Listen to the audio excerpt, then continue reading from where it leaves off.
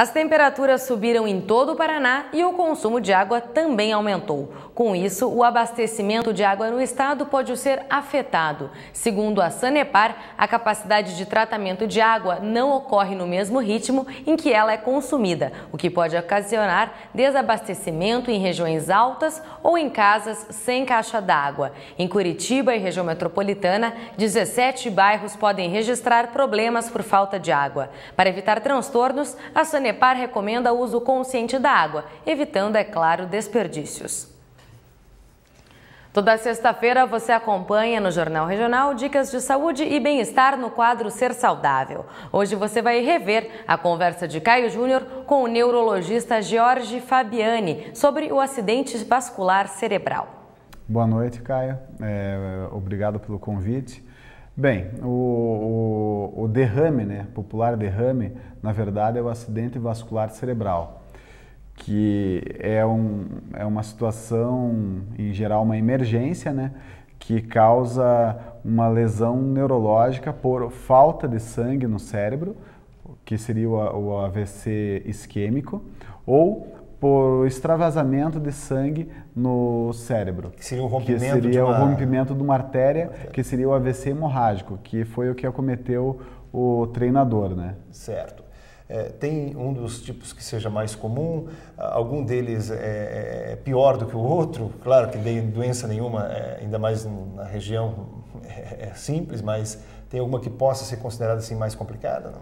Bem, o AVC mais comum é o AVC isquêmico, causado pela falta de sangue numa artéria, pelo entupimento dessa artéria por um coágulo sanguíneo ou por colesterol. E o segundo mais comum é o hemorrágico, mas o mais grave é o AVC hemorrágico. Só que se a gente pensar em longo prazo, no imediato o hemorrágico mata mais, a taxa de mortalidade é maior. Certo. Mas os que sobrevivem ao AVC hemorrágico têm chance de sobreviverem com menores sequelas. Certo. Do que o paciente que teve o AVC isquêmico, Que vai ter mais problemas. Vai ter mais problemas. E as sequelas vão depender da área do cérebro que foi afetada. Então, se afetar o lado esquerdo do cérebro, você vai ter um comprometimento à direita do corpo e junto você pode ter alteração da fala, você pode ter problemas de movimento, problemas de movimento, problemas visuais. Certo. Bom, nós estamos falando de hemorragia, estamos falando de entupimento de veias.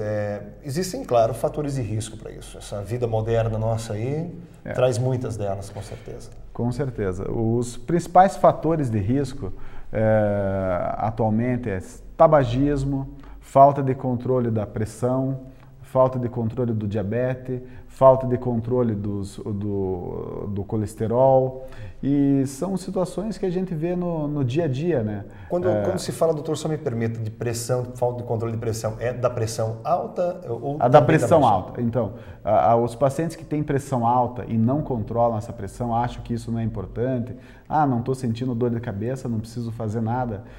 Você que tem pressão alta tem que controlar essa pressão, mantê-la em 12/8 ou menos. Bom, doutor, a questão até no jogo, o Ricardo Gomes, eu até estava assistindo aquele jogo por coincidência na televisão, claro, e o Ricardo Gomes chamou, dizendo que não estava se sentindo bem. Uhum. Duas situações, a questão dos sintomas, a pessoa pode identificar, e provavelmente também o quanto mais rápido acontecer o socorro, também maiores as chances de sobrevivência e menores sequelas, é isso? Com certeza. Eu tenho certeza que se não fosse o Ricardo Gomes, se isso fosse num jogo de várzea, periferia, e que a pessoa não tivesse um plano de saúde, um hospital próximo, e ele tivesse que depender única e exclusivamente do SUS, essa pessoa ou morreria na mesma situação, ou ficaria com sequelas graves. Porque o Ricardo Gomes levou muita sorte, que ele já havia apresentado um AVC anterior, sabia dos sintomas, avisou, estou tendo um derrame, e em menos de 2 horas ele estava sendo operado. Isso daí, tenta imaginar aqui no Brasil, SUS, se isso vai acontecer. Seria realmente o paciente, infelizmente, iria para hospital público, ficaria esperando uma vaga de UTI, e isso daí pode demorar alguns dias. Doutor, é impressão minha ou cada vez pessoas mais jovens acabam sendo acometidas desse problema? Porque num primeiro momento a gente imagina que são pessoas numa faixa etária um pouco mais avançada. Isso é mais comum, mas também ao mesmo tempo está acontecendo isso que me dá essa impressão? Não é só uma impressão, Caio, isso está acontecendo. Cada vez mais jovens, o AVC está ocorrendo em pessoas mais jovens pelo estilo de vida, o estresse, as pessoas fumam demais, bebem, usam drogas, cocaína, crack. Então são fatores de risco aí que estão no dia a dia. Então cada vez mais jovens estão sendo acometidos por AVC, às vezes com 15 anos, 16 anos. Tão cedo sim? Tão cedo.